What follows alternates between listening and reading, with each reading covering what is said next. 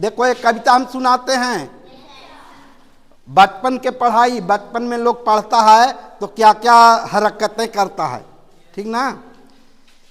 कविता का बोल है, जब हम पढ़ा हली जाके स्कूलिया में लइकमन से लड़ा हली, जब हम पढ़ा हली। ताली भी बजाना पड़ेगा, जरा सुन, 1 मिनट में हटा देना। मैया से लड़ के बापा से डर के, मैया से लड़ के बापा से डर के, कांचे चौरा हम झोलबा में धरा हली, जब हम पढ़ा हली।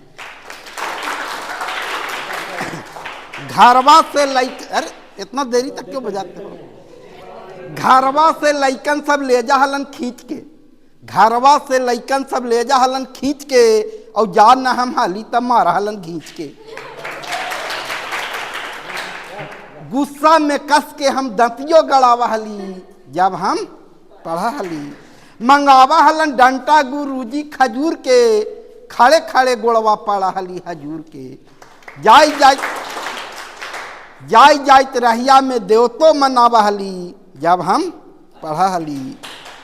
स्कूलवा में गुरुजी डांटा हलन कस के, स्कूलवा में गुरुजी डांटा हलन कस के, और छूट जा हल हाथवा से पिलसी ठा दास के। फूकवा से अपन सलेटवो मिटावा हली, जब हम पढ़ा हली। है ना सच्चाई। गुरुजी के टसवा न आवा हल कहिनो, अरे शांति से लाइन पर ध्यान देना। गुरुजी के टसवा न आवा हल कहिनो, और घरे से रट रट के जा हली तहिनो। बड़ेरिया पर चुपचाप ध्यानमा लगावा हली, जब हम पढ़ा हली। पिए पानी के बहाने हमें आवा हली खा के, और 3 नंबर के छुट्टी लेके घूमा हली जाके। टिपिनिया में लइकमन के झोलवो हम टोवा हली, जब हम पढ़ा हली। पहले ही छुट्टी हम मांगा हली जाके, और रहिया में मटर हल खा हली आके। 4 बजे घरवा में चुपचाप आवा हली, जब हम पढ़ा हली।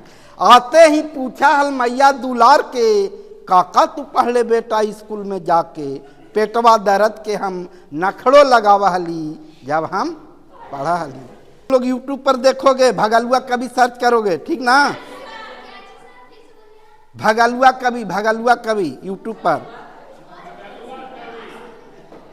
नाम मेरा अजय प्रसाद है, लेकिन भगलुआ कवि के नाम से चैनल है। बफर सिस्टम जानती हो? क्या है? खड़े खड़े खाए वाला, खाए में अच्छा लगता है।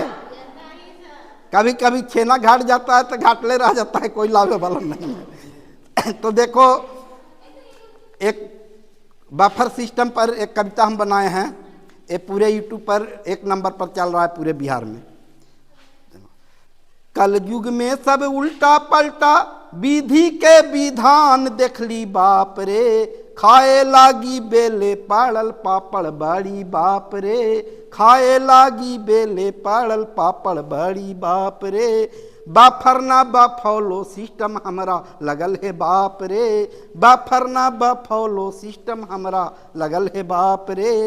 अरे खाए लागी आयल न्योता हमरा एगो भोज के, खाए लागी आयल न्योता हमरा एगो भोज के। बुढ़ारी के जान हमर हल गेली रिक्शा खोज के, बुढ़ारी के जान हमर हल गेली रिक्शा खोज के। अरे शेरनी नियन दौड़ल देखली, पलटवा लागी बाड़ी सबके बाप रे। खाए लागी बेले पाड़ल पापड़ बड़ी बाप रे। है बात सही न जी? आगे सुनो।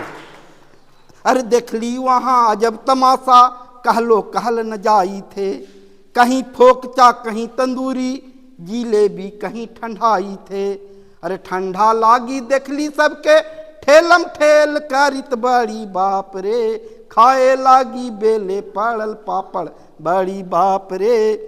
अरे लेके हम प्लेट हाथ में लगल ही लाइन में कखनी से, लगता है न जी? अरे लेके हम प्लेट हाथ में लगल ही लाइन में कखनी से। नया खून वाला सब छोड़न ढुक के खाइते कखनी से। नया खून वाला सब छोड़न ढुक के खाई थे कखनी से। घंटों रहली खबो न कैली गर्मी में पेरैली बड़ी बाप रे, खाए लागी बेले पड़ल पापड़ बड़ी बाप रे। चाट समोसा फोकचा खा के भूखे अपन में टैली हल। भीड़ में नहीं सकता है तो मिलित रहता है अगल बगल ना फोकचा ही साहब, तो लोग वही खा के पेट पलाई भर लेता है। चाट समोसा फोकचा खा के भूखे अपन में टैली हल। जरा सा फिर भीड़ घटलता फिर लाइन में लगली हल। अरे बढ़िया बढ़िया माल नदारत छेना से न भेंट भेल बाप रे, खाए लागी बेले पड़ल पापड़ बड़ी बाप रे। बाबू साहेब के देख लिए गो खैतापन अगुवाड़ी में, बाबू साहेब के देख लिए गो खैतापन अगुवाड़ी में।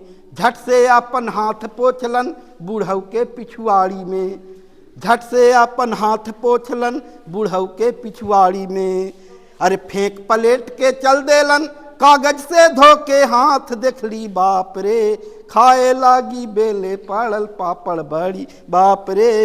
अरे देखली और सिगरेट के धुआं ओतिये फक फक कैले है, देखली और सिगरेट के धुआं ओतिये फक फक कैले है।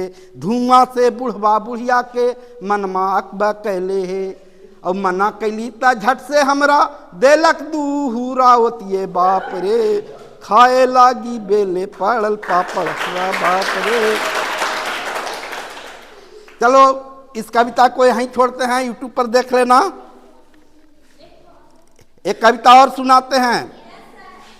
आज के डेट में लोग कहता है कि एक बेटा दो बेटा चार बेटा वाला, चार बेटा कैसा है और माँ बाप को क्या कहले है, ये रत्ना कल्हे लिखे हैं। कहीं कहीं थोड़ा उपचाप लगेगा, ये भगलुआ कवि को माफ कीजिएगा।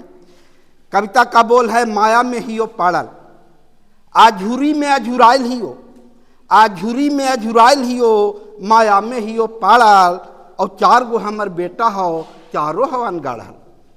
लाइन पर ध्यान दीजिएगा, क्या कहना है। आझुरी में अझुराइल हियो, माया में हियो पाड़ल, और चार गो हमर बेटा हो चारों हवन गाढ़ल। बड़का हमर बेटवा हो से एक आंख से हो काना, बड़का हमर बेटवा हो से एक आंख से हो काना, और राजनीति के बात करे में नेता के हो नाना। मुखिया में खड़ा होवेला, मुखिया में खड़ा होवेला, काबे से हो आड़ल, आझुरी में अझुराइल हियो, माया में हियो पाड़ल, और चार गो हमर बेटा हो चारों हवन गाढ़ल। का कहियो एक दिन हम ओकरा भेजलियो अपन ससुरार में, का कहियो एक दिन हम ओकरा भेजलियो अपन ससुरार में, और वहाँ जाके पगला गेलो अपन मौसिए के प्यार में, वहाँ जाके पगला गेलो अपन मौसिए के प्यार में। मौसिए से शादी करेला बड़का बेटवा हो आड़ल, माया में हियो पाड़ल, अझुरी में अझुराल हियो, माया में हियो पाड़ल। आज के सच्चाई, आज के कलयुग में यही हो रहा है, ठीक ना। इसी पर एक कल्पना हमारी है। मंझला बेटवा के का कहियो, उ हो एक नंबर अध कपारी, और ओकरा देखावे में बेचे पड़लो खेत बारी। कुछ कुछ भेलो है ठीक, बाकी बड़ी हो मन बाढ़ल, आझुरी में अझुराइल हियो, माया में हियो पाड़ल। चलो इस कविता को भी यहीं छोड़ते हैं, यूट्यूब पर देख लेना।